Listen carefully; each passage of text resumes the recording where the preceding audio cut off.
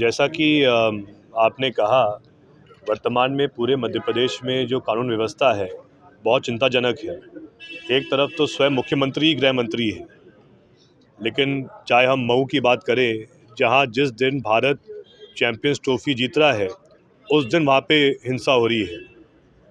या फिर हम बात करें मऊगंज के बारे में, जहाँ पे जो दुखद हादसा हुआ था, जिसके कारण पूरे प्रदेश को बहुत अफसोस भी था और दुख भी हुआ था।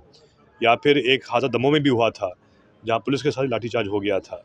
या फिर जो आपने बताया ग्वालियर के बारे में, या फिर मुरैना के बारे में भी, तो ऐसे अनेकों हादसे हो रहे हैं, जिससे कि स्पष्ट दिख रहा है कहीं ना कहीं कानून व्यवस्था पर जो नियंत्रण सीएम साहब का होना चाहिए है वो नहीं है। और हमारी सलाह रहेगी सीएम साहब को कि वो किसी और को गृह मंत्रालय दे दें, क्योंकि गृह मंत्रालय एक ऐसा विभाग है जिसके अंतर्गत पूरे प्रदेश की सुरक्षा, पूरे प्रदेश में जो एक नियंत्रण होना चाहिए है कानून व्यवस्था का, वो अनिवार्य रहता है, जो आज के समय बिल्कुल भी नहीं है। तो कहीं ना कहीं इस विषय को लेकर सीएम साहब को विषय मंथन करना चाहिए। प्रदेश में सरकार बीजेपी की है, लेकिन बीजेपी की मंत्री विधायक कह रहे हैं उनके काम नहीं हो रहे हैं। ग्वालियर में ऊर्जा मंत्री कह रहे हैं कि हम धरने पर बैठेंगे। तो फिर मेरा प्रश्न ये है कि फिर किस काम के हैं ऊर्जा मंत्री जी? उनको स्वयं इतना बड़ा सम्मान मिला है, इतना बड़ा पद मिला है, अब अगर वो मंत्री होने के बावजूद काम नहीं कर पा रहे हैं तो इस्तीफा दे दें। कोई और जो व्यक्ति जिसमें क्षमता हो काम करने की, वो मंत्री बन जाए। भाई, आखिर मंत्री तो वो व्यक्ति होता है जो काम कराता है। अगर धरना मंत्री ही देंगे तो फिर आप स्वयं कल्पना कीजिए, जो आमजन ग्वालियर के हैं उनकी क्या स्थिति होगी वर्तमान में। तो मैं चाहता हूं कि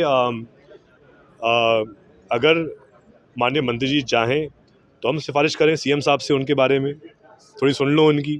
शहरों और गांवों के बाद अब बेरोजगारों का भी नाम बदल दिया है। बेरोजगारों को अब आकांक्षी युवा का नाम दिया है सरकार ने। कैसे? शायद सीएम साहब को किसी ने सलाह दी होगी कि अगर बेरोजगार युवाओं का नाम बदलकर आकांक्षी युवाओं कर दो तो थोड़ी बेरोजगारी कम हो जाएगी। लेकिन मैं सीएम साहब को कहना चाहता हूं, ये तो एक मजाक है जो वो कर रहे हैं प्रदेश के युवाओं के साथ में। आज आप स्वयं कल्पना कीजिए, पूरे देश में एकमात्र मध्य प्रदेश है जहां पिछले 5 साल से एक भी नर्सिंग छात्र को डिग्री नहीं मिल पाई है। उनके परिवार के लोगों ने 4 साल की पूरी फीस जमा कर दी है, एग्ज़ाम फीस जमा कर दी है, लेकिन डिग्री नहीं मिल पा रही है, क्योंकि भाजपा के शासन में इतना बड़ा भ्रष्टाचार हुआ है, फर्जी कॉलेज खोले गए। लेकिन आज दिन तक जो आप कल्पना कीजिए, जिस नर्सिंग छात्र ने 2020 में डिग्री पूरी कर ली थी वो भटक रहा है, डिग्री नहीं मिल पा रही है। उसके परिवार ने 4 साल नर्सिंग पढ़ाने के लिए उस बच्चे पर लाखों रुपए खर्च कर दिए, लेकिन ऐसा कमाल भाजपा कर रही है मध्य प्रदेश में कि डिग्री नहीं मिल पा रही बच्चों को, ऐसे ही भटक रहे हैं। ये पहली बार हुआ है देश के इतिहास में। जहाँ तक बात रोजगार की है, मैं ये कहूँगा सीएम साहब से कि सिर्फ बेरोजगारी का नाम बदलने से कुछ नहीं होने वाला। आप नए उद्योग स्थापित कीजिए, जो हमारे नौजवान हैं उनको बेहतर शिक्षा दीजिए, नए ऐसे यहाँ पे अवसर मिले जिसके माध्यम से हमारे नौजवान आत्मनिर्भर बने।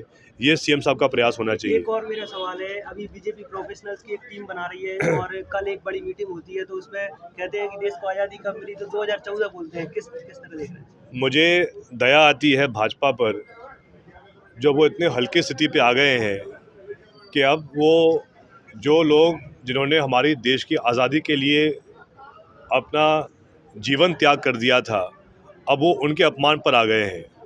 चाहे महात्मा गांधी जी हो, चाहे शहीद भगत सिंह जी हो, क्या उनका बलिदान भाजपाइयों के लिए पर्याप्त नहीं था क्या, कि उनको ऐसी बातें कहनी पड़ रही हैं कि देश आज़ाद हुआ है 10 साल पहले? सीएम साहब को शर्म आनी चाहिए, उनको माफ़ी मांगनी चाहिए पूरे प्रदेश और देश से।